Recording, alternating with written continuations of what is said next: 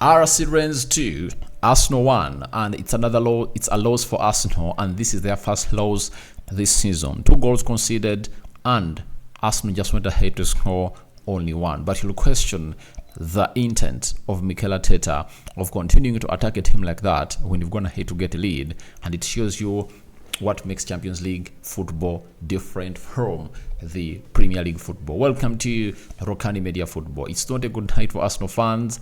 Have been smacked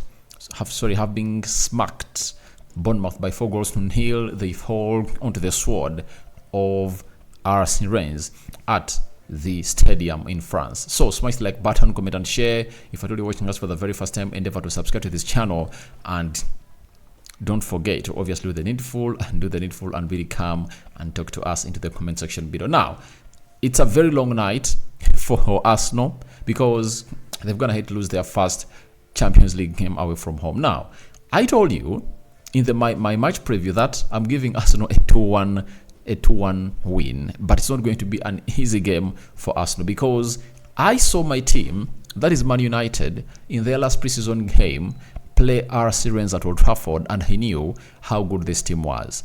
Man United is also going to hate to lose by 2-3 at Old Trafford, and it's really abysmal that is United is losing like that. But for Arsenal, you'll give them a benefit of doubt that they put up a show, but all they couldn't do was to put that ball in the back of the net. After Gabriel Jesus put them ahead in the 14th minute, Arsenal was all over this team, and it shows you everything that Arsenal had a lion's share of it, but obviously they couldn't score goals. Then 11 minutes later, Adrian Thomasson went ahead to obviously level the game, and Wahi has gone ahead to score his second goal for Rens, and it was the winner for this game. That's why Arsenal really fall apart in France. But very many questions are going to be really hailed or really put up on the manager of Arsenal, that is Mikel Arteta, on how he obviously does this. You know, sometimes you need to obviously value the Champions League experience. That's why Champions League and pedigree move hand in hand. You know why? Because that experience one has in the Champions League helps him to go to the next level. That is it. Because when you look at everything that has gone ahead to happen at the club of Arsenal in the recent past, they've not gone ahead to be playing the Champions League.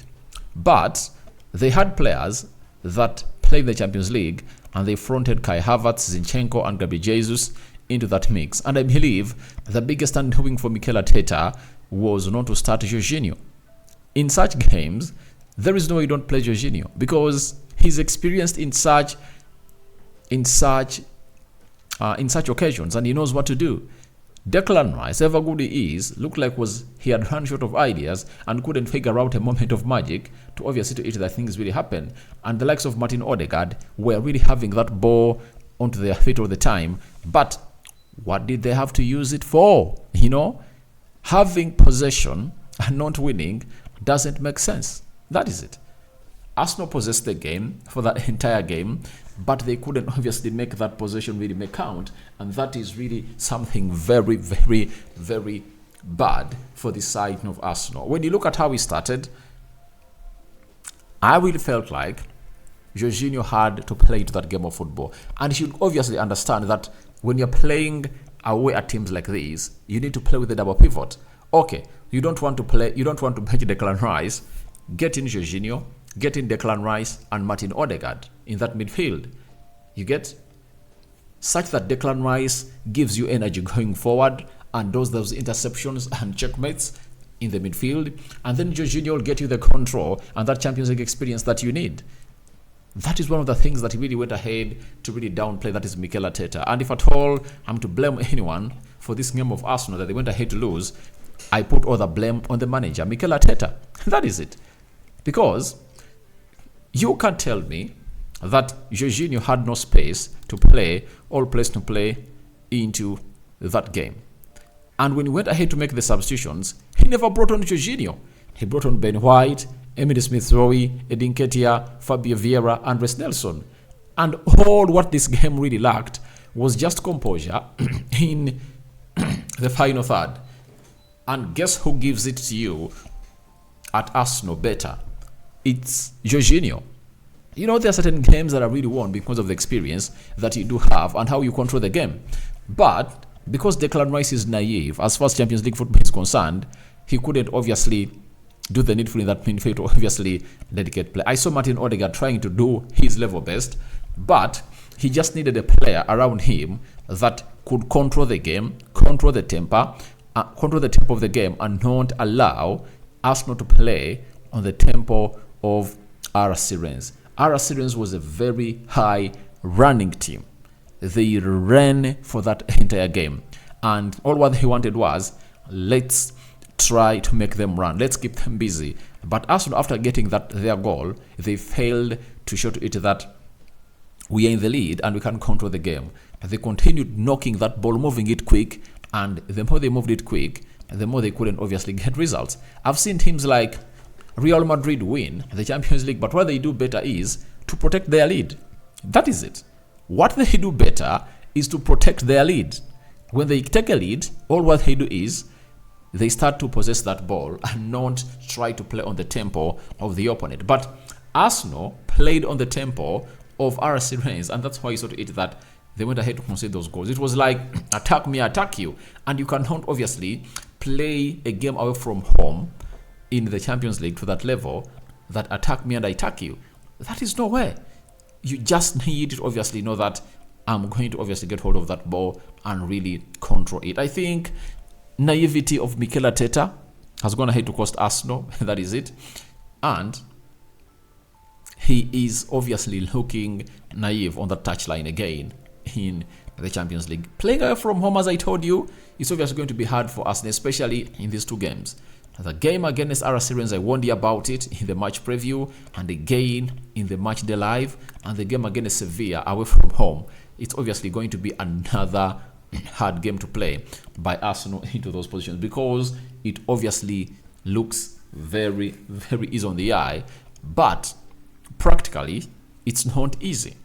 I warned you about RC Rens, and you've gone ahead to see what they are made of. They've gone ahead to beat Arsenal by 2-1.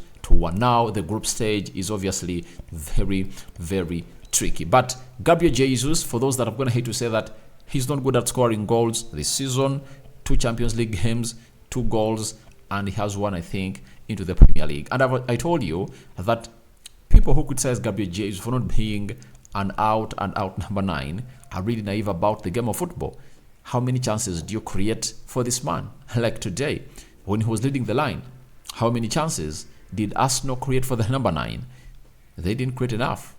But chances to score were there. But every time Arsenal got a chance, it was him and Odegaard trying to craft by playing deep in the midfield to get that ball and obviously cause what we call threat into the final third of the pitch. Let's go to what we call the stats of the game and see how this game of football went ahead to be really played by Arsenal. I'm going to show you how Arsenal dominated the game and failed to kill it off in the full 90 that was played down in France. Now,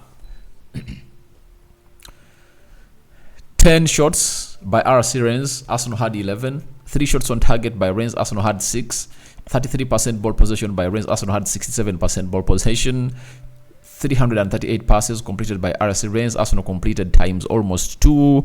That is 702 passes. It shows you how Arsenal was all over this team. Then 78% passing accuracy by RC Rens. Arsenal had 89% passing accuracy. 8 fouls by RC Rens. Sorry about that. Arsenal had 10 fouls.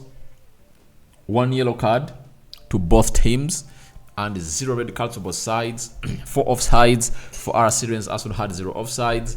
3 corners by RC Rens and 5 corners to the side of Arsenal. So it shows you that anything positive in this game leaned on the side of Arsenal, and they deserved it, but they lacked that killing of the game mentality. And this is where the Champions League really comes into play. Champions League experience comes into play, because if it was a more experienced side, they would have gone ahead to know how to play this game of football. And Arsenal have lost this game of football because of inexperience and allowing pressure to be piled onto them on the day. But all in all, it puts them in a very funny position that RC Rens is topping the group with 4 points.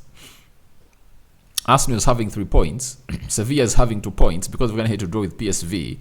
And PSV is having 1 point.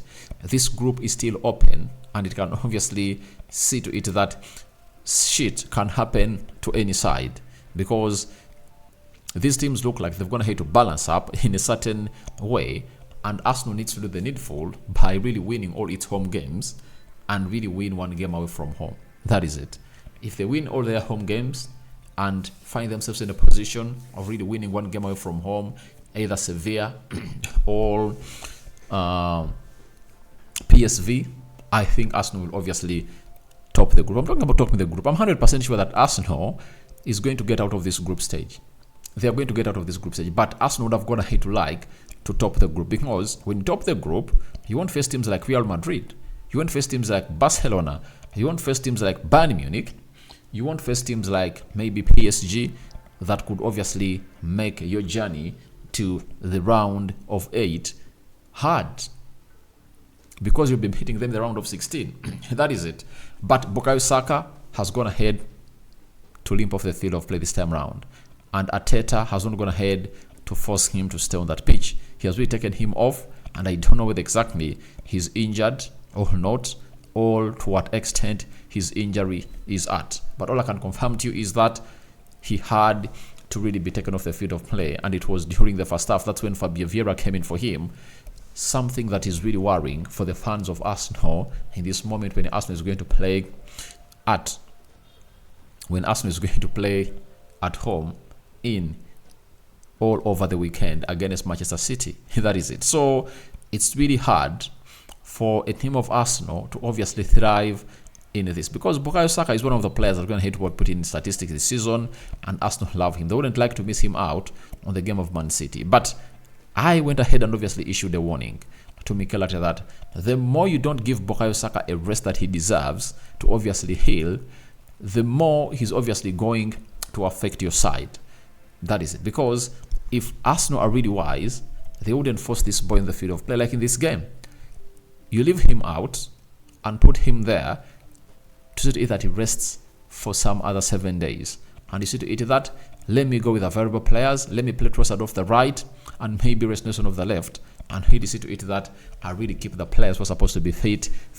Because if Arsenal goes in the game of Man City without Bukayo Saka, it's going to be one of the biggest undoings for Mikel Arteta, and he's obviously going to find himself in a position of not really liking it, because he's one of the players that Arsenal have gone ahead to really benchmark on their season of 2023-2024. And Arteta is really naive. He's really naive about the Champions League. I know he was in the dressing room of Man City, assistant coach of Pep Guardiola, but guess what? It looks like there are certain things couldn't learn, because you cannot open yourself up to that level when you're playing away from home. You need at least to obviously control that possession, kill the tempo of the attacking team, and then try to obviously make them dance to your tunes. That rocking stadium, the stadium was rocking from the first minute to the last minute, and these players were just getting energy and energy and energy and energy from that team of RC Rens. So Arsenal had everything to win the game, but they couldn't win it.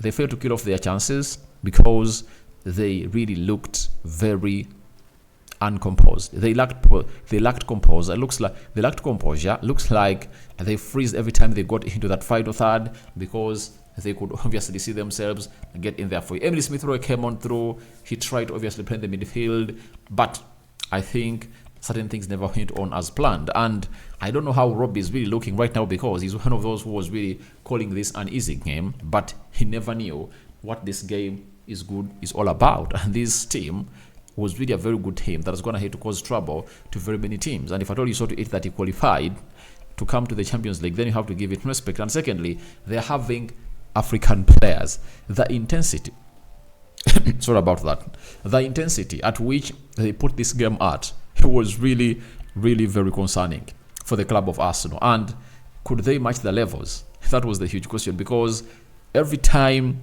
RC Rens got that ball, they had to obviously play it with pace. They've ran, they could obviously play high line, and they could press Arsenal, and their press obviously paid off for every goal they went ahead to score. So Arteta needs to learn from this, because his naivety has gone ahead obviously to cost Arsenal on the night. I don't know whether you guys agree with me, but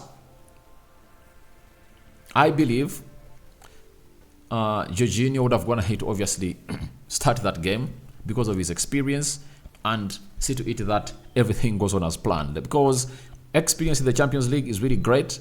But let's give kudos to Gabriel Jesus for scoring a very beautiful goal into the Champions League that gave Arsenal a lead in the 14th minute. And by the way, when I saw that goal coming through, I thought, oh, Arsenal might obviously find themselves in a position of obviously really getting to where they deserve to be. But it was a very good goal. Assist coming in from Bukayo Saka, and it looks like Saka will not obviously stop doing magic for the club of Arsenal. So guys, thank you very much for watching through. Tell me your thoughts about RC Rens 2, Arsenal 1 in the comment section below, and I'll come back with the player ratings later in the night. So we thank God for the gift of life. For the Muslims, Barakallahu Fikum. Don't forget to subscribe to this channel so as not to miss out on stories that we do upload in here onto this channel. But I'm telling you, the naivety of Mikel Arteta has gone ahead to cost Arsenal the game. Whether if you agree with me, flock into the comment section and tell me what your thoughts are about this. If you don't, give me your reason as to why you don't agree with me that the naivety of Mikel Arteta went ahead to obviously cost Arsenal this game away from home. Guys, good night. Those going to bed, those still awake, you are going to rock with me as I come or return with what we call the player ratings. Rokani David is my name. I'm out.